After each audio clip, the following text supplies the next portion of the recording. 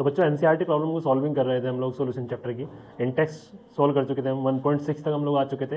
अब next Intex जो आता है 1.7 आता है। तो इंटेक्स 1.7 की अगर मैं बात करूँ बच्चों तो 1.7 क्या बताता है, 1.7 कहता है हेनरीज कांस्टेंट। ये हेनरीज कांस्टेंट पर है, लॉ है ना, हेनरीज लॉ पर है। तो Henry's law constant for CO2 in water is 1.67। कितना है बच्चों, 1.67 पास्कल है। At 298 kelvin temperature calculate the quantity of CO2। CO2 की क्वांटिटी कैलकुलेट करनी है इन 500 ml के 500 ml में जो CO2 मिक्स की गई है इतने हेनरीज कांस्टेंट पर, तो कितनी होगी when the packed under the 2 ATM। ये ATM है बच्चों, एक बात ध्यान देने वाली है, ये पास्कल में गिवन है, ये ATM में गिवन है। ये दोनों यूनिट अलग अलग है तो प्रेशर की यूनिट, लेकिन दोनों अलग अलग है। ऑफ CO2 प्रेशर 2 ATM जो। मोलर मास की बात करूं बच्चों तो मोलर मास CO2 का 44 आता है ग्राम पर मोल। देखिए सबसे पहले आपको गिवन है KH गिवन है हेनरीज कांस्टेंट 1.67 × 10⁸। मुझे पता है उसने प्रेशर जो दिया हुआ है 2.5 दिया हुआ है, ATM दिया हुआ है, इतना प्रेशर दिया हुआ है। 1 ATM की बात करें बच्चों तो 1 ATM इज इक्वल्स टू होता है 1.01325 × 10⁵। ये पास्कल में चेंज हो जाता है। अब जब मैं इसकी मल्टीप्लाई 2.5 से कर देता हूं तो बच्चों जो प्रेशर की वैल्यू आ जाती है वो आ जाती है 2.55 × 10⁵। ये आ जाएगी हमारे पास किसमें, पास्कल में आ जाएगी। अब दोनों वैल्यू हेनरीज कांस्टेंट और प्रेशर दोनों वैल्यू हमारे पास किसमें हो गया है, पास्कल में हो गया। सबसे बढ़िया बात है। तो यहाँ से मैं मुझे पता है कि हेनरीज लॉ जो होता है P is equals to KH × X। X is the mole fraction. अब जाहिर सी बात है CO2 मिक्स हो रहा है तो CO2 का मोल फ्रैक्शन होगा, और CO2 CO2 is equals to P upon KH।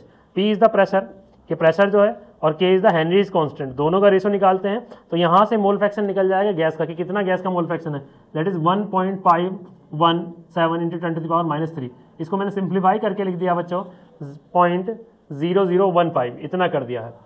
अब देखिए ये तो मोल फ्रैक्शन आ गया, लेकिन क्वांटिटी नहीं आएगी, क्योंकि मोल फ्रैक्शन के लिए मुझे दोनों के मोल चाहिए पहले, वाटर के भी और CO2 के भी। मेरे पास ना तो वाटर के मोलिक्यूल मोल है ना CO2 के हैं, लेकिन एक काम कर सकता हूं मैं, उसने क्वांटिटी जो गिवन है 500 ml गिवन है, तो मुझे क्वांटिटी दे रखी है, मैं उसमें number of mole of H2O निकाल सकता हूँ। H2O को ईजिली निकाल लूंगा बच्चों। तो H2O को जैसे ही आप लोग करेंगे कैलकुलेट, यहाँ देखिए number of mole of water in 500 ml। अच्छा एक बात और है बच्चों, कि अगर मैं आपको बताऊं कि 1000 ml वाटर की, प्योर वाटर की बात करें तो 1000 ml 1000 ग्राम के ही इक्वल होता है लगभग, ये होता है। तो इस बात का ध्यान रखें। तो उसने मुझे ग्राम ml में दिया हुआ है, तो इसका मतलब 500 ग्राम होगा। 500 divide by 18 is the molar mass of the H2O। जो रेशियो आता है दैट इज द मोल आ जाते हैं, तो 27.78 मोल आ जाते हैं बच्चों किसके, H2O के। अब mole fraction is equals to XCO2 is equals to NCO2 upon NH2O plus NCO2। Mole fraction, mole number of mole of the CO2 upon total number of mole of the solution. अब यहाँ से मेरे पास mole fraction की बात करूँ तो मैंने निकाल रखा है ये रहा 0.0015, और यहाँ से बच्चों NCO2 upon number of mole of H2O 27.78 NCO2 यहाँ नहीं है मेरे पास। क्रॉस मल्टीप्लाई कर देते हैं, क्रॉस मल्टीप्लाई करेंगे तो सबसे पहले 27 × 0.55 ये आ गया, फिर उसके बाद NCO2 × 0.015, और इक्वल में क्या रह जाएगा बच्चों, NCO2। जब इसको आप लोग सॉल्व करते हैं तो ये वैल्यू जो आती है 0.0419 आ जाती है, और जब मैं इसको उधर ले जाता हूँ तो ये वैल्यू आ जाती है NCO2 1 माइनस होगा, जाहिर सी बात है। अगर 1 माइनस आप 0.0015 करेंगे तो दैट इज 0.9985 आ जाएगा बच्चों, ये आ जाता है। तो ये वैल्यू आ गई यहाँ।